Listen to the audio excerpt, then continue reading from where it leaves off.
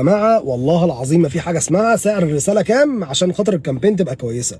ما فيش حاجة اسمها ان انا افضل سعر للرسالة في المجال ده ممكن تبقى كام وانت بتتعاقد معايا كعميل او جايبني اعمل لك كونسلتنج عشان خاطر اقول لك سعر الرسالة مناسب ولا لا.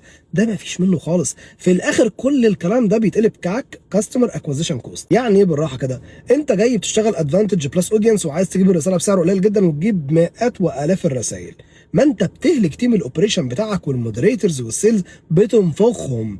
والناحيه الثانيه لما تيجي تبص النهارده على جبت كام عميل، اقسم كل اللي اتصرف على الادفانتج بلس اودينس على عدد العملاء اللي جم، هتلاقي تكلفه العميل هي لو انت اشتغلتها مثلا ديتيلد او برود او سنجل انترست او ستاك، ممكن تلاقي النهارده جالك تلت الرسائل دي، ولكن عدد المبيعات اللي جات لك نفس عدد الرسائل اللي جات لك من 3 اضعافها بالادفانتج. في الاخر انا عايزك تحسبها ايا كان انت بتعمل حمله رسائل عن طريق ايه بالظبط كتارجت اودينس، احسب اللي اتصرف على عدد البيع اللي جالك او عدد الناس اللي جات لك، هيطلع لك الكاستمر اكوزيشن كوست، وهو ده اللي احنا بنحسبها بيه في سعر الرسائل.